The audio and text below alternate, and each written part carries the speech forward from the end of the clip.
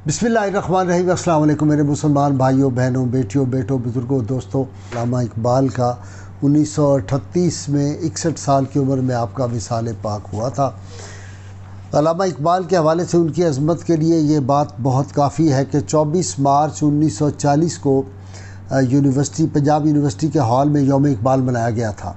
अल्लामा कायद आज़म रहमतुल्लाह अलैह वहाँ पर मेहमान ख़ुसूसी थे और उन्होंने सदारती तकरीर में कहा कि एक अंग्रेज़ से किसी ने पूछा कि बरतानवी सल्तनत और शेक्सपियर में से अगर एक का इंतखाब करना हो तो किसको करोगे, तो उसने कहा शेक्सपियर का।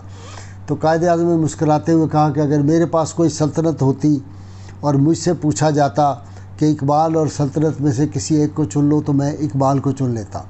अल्लामा इकबाल की अज़मत जो है उसको पूरी दुनिया ने माना है।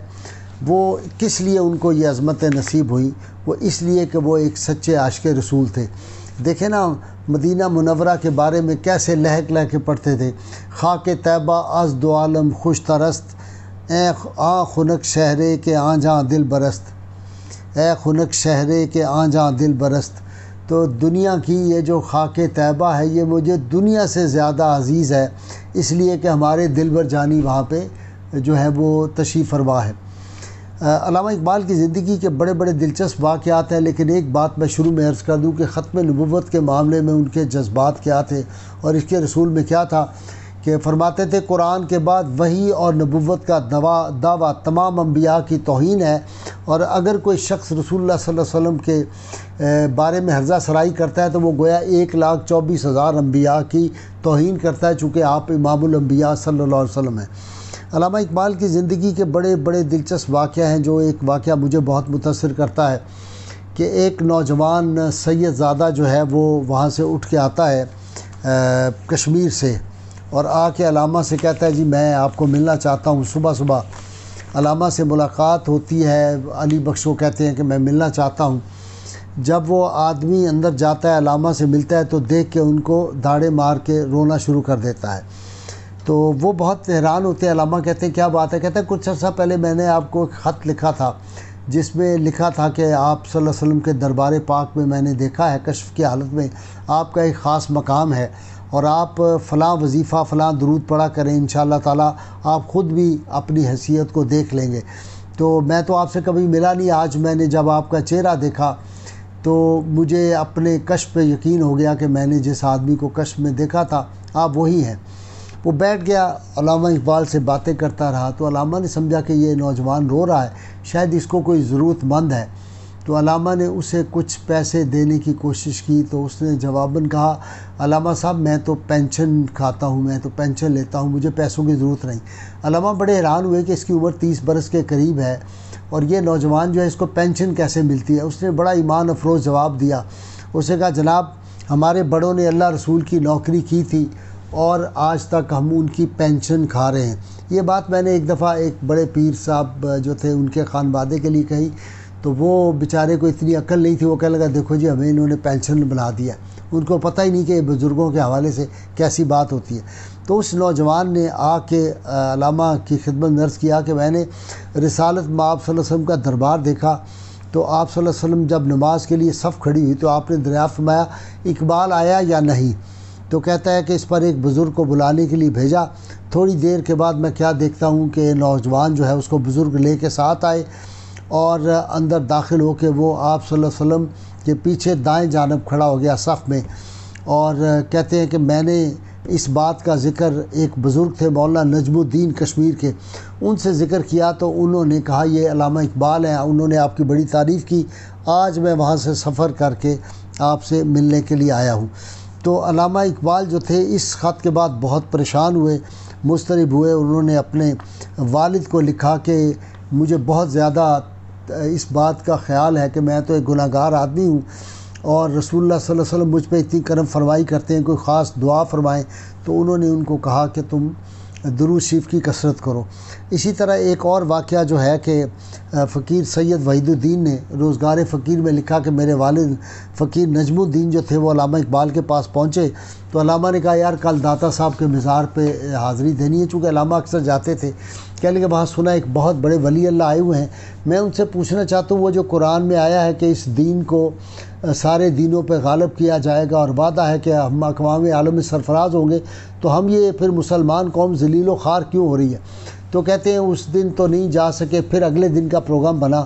جب میں گیا، فقیر نجم الدین کہتے ہیں، تو علامہ کو میں نے دیکھا کہ وہ رو رہے تھے اور بہت ان کی عجیب حالت تھی اور ان کا رنگ جو تھا وہ زرد ہو چکا تھا۔ تو میں نے اس اضطراب کی وجہ پوچھی تو انہوں نے کہا آج صبح میں یہیں بیٹھا تھا، علی بخش نے آ کے اطلاع دی کہ ایک درویش کوئی آیا ہے اور اس نے کہا کہ میں علامہ سے ملنا چاہتا ہوں اور ہمیں بڑا ضروری کام ہے۔ تو کہتے ہیں کہ میں نے کہا کہ لے آؤ۔ جب وہ اندر آئے تو ان بزرگوں نے میں نے ان سے کہا کہ فرمائیے، تو انہوں نے کہا میں کچھ تم سے کہنا چاہتا ہوں۔ تو وہ اجنبی جو تھے انہوں نے مجھے کہا کہ تم سوال کوئی پوچھنا چاہتے تھے نا، تو میں اس کا جواب دینے آیا ہوں۔ اور اس کے بعد انہوں نے مثنوی کا مشہور شعر پڑھا کہ گفت رومی ہر بنائے کوہنا کے باداں کند، تو ندانی اولاں بنیاد در ویراں، تو ندانی اولاں بنیاد را ویراں کند۔ رومی فرماتے ہیں کہ جس پرانی عمارت کو آباد کرتے ہیں تو نہیں جانتا کہ پہلے اس کی بنیاد کو ویران کرتے ہیں۔ تو علامہ فرماتے تھے کہ کچھ نہ پوچھیے کہ میری اس وقت کیا حالت ہوئی اور میں اس وقت سے اس پریشان میں ہوں۔ میں نے علی بخش کو بھیجا کہ ذرا ان بزرگوں کو روکو، وہ کدھر چلے گئے ایک دم؟ تو کہتے ہیں بہت ڈھونڈا لیکن مجھے وہ نظر نہیں آئے۔ اسی طرح جو ایک واقعہ بہت ایمان افروز جس کی تائید مولانا عبدالستار خان نیازی رحمۃ اللہ علیہ کی، اور یہ حیران کن واقعہ ہے، اس عاجز کے ساتھ بھی ایک واقعہ حضرت خواجہ نور مہروی رحمۃ اللہ علیہ کے مزار پہ آیا، لیکن وہ میں پھر کسی وقت سناؤں گا آپ کو کہ علامہ، یہ میں مختصر کر رہا ہوں کہ نصف شب علامہ بیٹھے ہوئے تھے اور کہتے ہیں کہ مکلو روڈ والی کوٹھی میں کہ علی بخش آیا، اس نے کہا باہر ایک صاحب آپ کو ملنے آئے ہیں۔ کہتے ہیں کہ میں نے کہا لائیں اندر۔ جب وہ آ گئے بزرگ تو علامہ نے ان کو پلنگ پر بٹھایا، خود ان کے پاؤں میں بیٹھ کے، میں بڑا حیران تھا کہ آج تک تو بڑے بڑے لوگ آئے تو یہ اس طرح نہیں ہوا۔ علامہ نے کہا میں آپ کی کیا خدمت کروں؟ تو ان بزرگوں نے کہا کہ لسی پلا دیجئے۔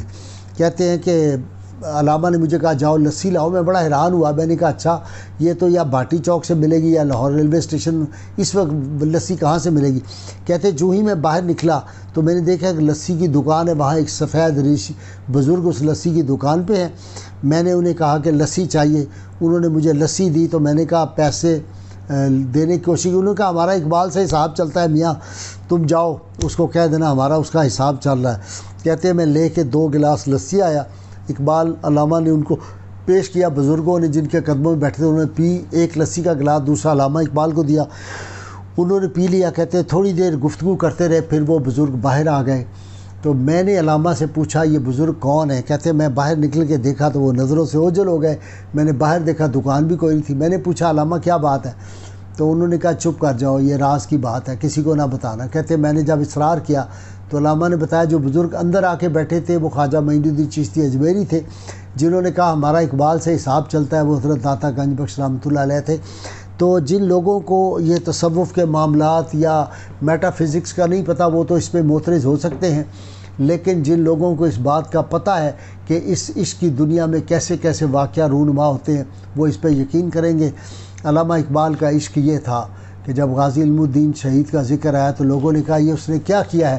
تو علامہ نے فرمایا کہ وہ تو اس نے جو تھا وہ اس کو راجپال کو جہنم رسید کیا ہے، لیکن میں تو یہ بھی نہیں برداشت کرتا کہ کوئی میرے سامنے یہ کہے کہ میرے پیغمبر اعظم و آخر صلی اللہ علیہ وسلم کی قمیض مبارک جو تھی اس پہ کوئی میل لگی تھی یا وہ صاف نہیں تھی، میں یہ بھی نہیں برداشت کرتا۔ یہ بات ہے جس نے علامہ اقبال کو یہ جو مقامات عطا کیے ہیں، اور وہ پھر اسی لیے کہتے ہیں کہ خیمہ افلاک کا استادہ اسی نام سے ہے، نبض ہستی تپش آمادہ اسی نام سے ہے، اور قوت عشق سے ہر پست کو بالا کر دے، دہر میں اسم محمد سے اجالا کر دے۔